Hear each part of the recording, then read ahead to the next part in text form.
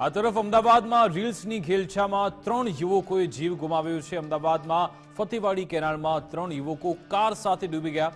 હકીકતમાં યુવકો Scorpio car લઈને આવ્યા હતા અને તેમને રીલ્સ બનાવી હતી અને આ કાર પણ તે ભાડે લઈને આવ્યા હતા અને ત્યારબાદ જ્યારે રીલ્સ બનાવવા ગયા જ્યારે સગીર વય જે પોલીસે વિગત આપી છે કે સગીર વયનો જે વ્યક્તિ છે એ જ અહીંયા કાર ચલાવી રહ્યો હતો અને પછી એ કાર કેનાલમાં ડૂબી ગઈ અને 3ના મોત થયા છે, જેમાંથી 2ના તો જ મૃતદેહ મળ્યા છે। હજુ પણ એક યુવકનો મૃતદેહ શોધવામાં આવી રહ્યો છે। સ્કોર્પિયો કાર સાથે રીલ બનાવતી વખતે આ દુર્ઘટના સર્જાઈ હતી। સ્કોર્પિયો કેનાલમાં ખાબકતી હોવાના સીસીટીવી પણ સામે આવ્યા।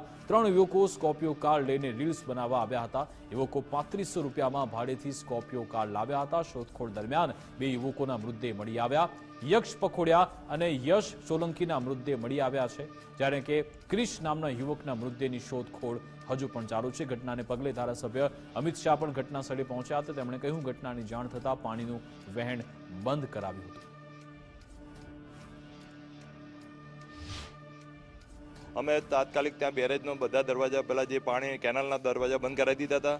અહીંયા એમના સગા સંબંધીઓ પણ બધા હતા।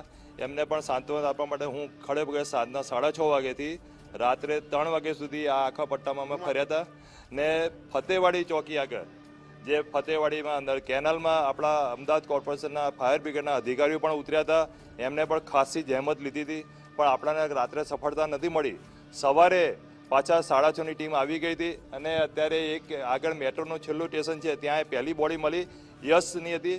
પછી બીજી બોડી આપણે કેનાલ ક્રોસ ના થયા ત્યાં યજ્ઞની બોડી મળી। એટલે બધાનો સાથ સહકાર સાથે અહીંયા એમના પરિવારજનોની જોડે પણ અમે જોડે ખડે પગે ઊભા રહેવાના છીએ ને અમારે કંઈ પણ અમારી જરૂર હોય તો અમે અહીંયા ઊભા રહીશું અને ફાયર બ્રિગેડ પણ બહુ સરસ કામ કરી રહ્યું છે।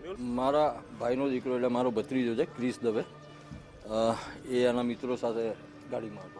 ના, ઘરેથી કાંઈ એવું મેસેજ નથી કે શું કીધું હતું એ લોકોએ, પણ 3 જણા બહાર નીકળ્યા હતા એટલી ખબર હતી। ત્રણેયની ઉંમર કેટલી હતી અને લગભગ 20-21 વર્ષના એની આજુબાજુ છે।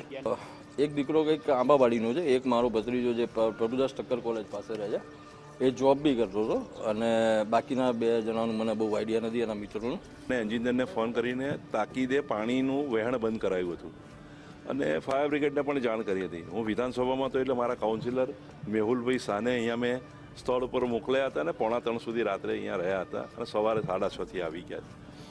તો આ વિસ્તારની જમીન કલેક્ટર અને કોર્પોરેશનની વચ્ચે લડતી હોય છે, પણ છતાં રોડ પહોળો કરીને 2 બાજુ કંઈ પ્રોટેક્શન મુકાય એવું અમે 100% રજૂઆત કરીશું।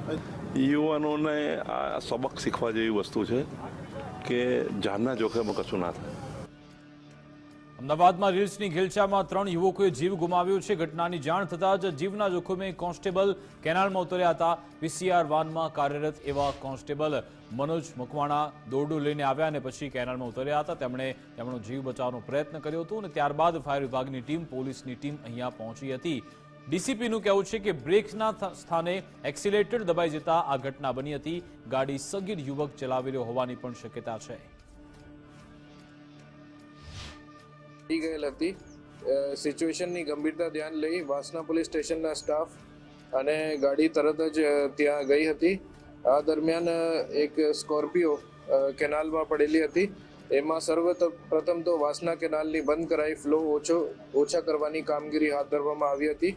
તે દરમિયાન વાસના પોલીસ સ્ટેશનના અનામ પોલીસ કોન્સ્ટેબલ મનોજ કુમાર વિનોદભાઈ આસપાસ લોકોની મદદથી આપની કમરની ભાગે રસ્સી બાંધીને તરત જ કેનાલમાં કૂદી ગયેલ હતો અને આ કોન્સ્ટેબલ આપણા સ્કોર્પિયોને કાચ તોડીને આમાંથી માણસ રેસ્ક્યુ કરવાની પ્રયત્ન કર્યો હતો। પેટ્રોલિંગમાં હતા, કેનાલ રોડ તરફ જતા 2 લોકોએ આવીને એવું જણાવેલ કે સાહેબ કેનાલનું પાણી બંધ કરવું છે, સ્કોર્પિયો ગાડી અંદર પડી છે।